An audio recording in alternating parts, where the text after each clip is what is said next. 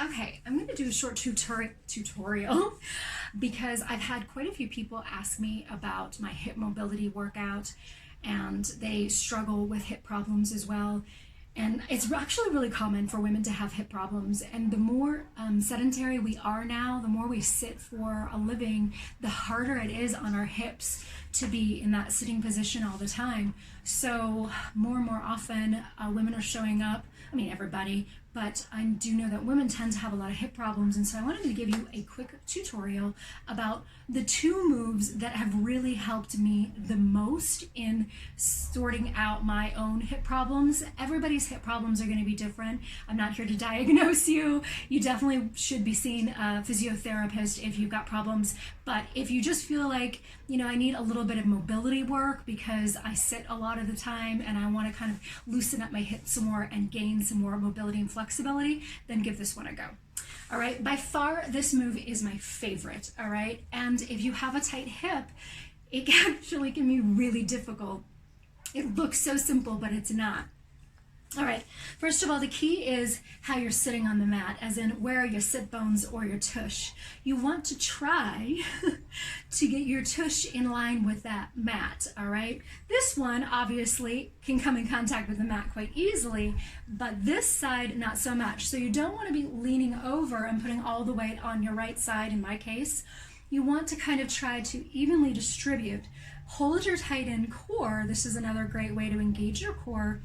And then you want to raise this leg up. Now, it's not about how high you can go, all right? It's not about that range of motion. It's just going slow through the movement and doing as much as you can. So lifting that knee off the ground is just a little bit. Again, we're not looking for huge range of motion, all right? And just slowly pulsing and lifting up that hip while keeping those sit bones or the butt peeled to the ground as best as you can, all right?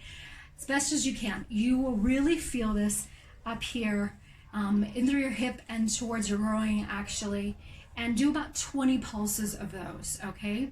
And then go to the other side. That's my tight hip, so this one is much, much easier for me to do, and I can get a lot more range of motion, and it's not as stiff, and it doesn't hurt as much. A little bit of, I don't want to use the word pain, but discomfort is normal, okay? If it hurts as in sharp pain, then definitely stop, you guys, all right? Nothing should give you sharp pain in exercise, so make sure that you stop if that happens. So just do 20 on each side, and you'll find a huge improvement in your hip. The other one that's been really helpful is up onto the knee. Definitely get some padding under there. And put your leg out, and then simply rotate the foot at the hip, okay? So you're not rotating your body, you're simply rotating your foot.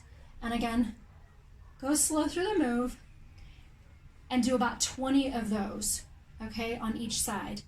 If you just have one side that's bad, which is me, my left side, still do both sides regardless if one side is easier than the other. All right, those two moves are by far my favorite. That first move, I personally feel like what has made the most difference in my hip mobility, to the point that I used to not be able to lift up this leg if I was standing, say, to take off a shoe or my sock, without help, without assistance of my hand. And now I can do that without any problem.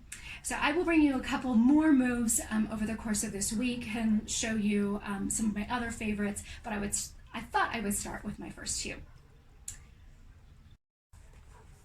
If you found this video helpful, I would love it if you could give me a like. And don't forget to subscribe to my videos, because you will get notification of all of my videos if you subscribe, including the upcoming ones I have for more of my favorite hip mobility moves. Have a great day, guys. Thanks for tuning in.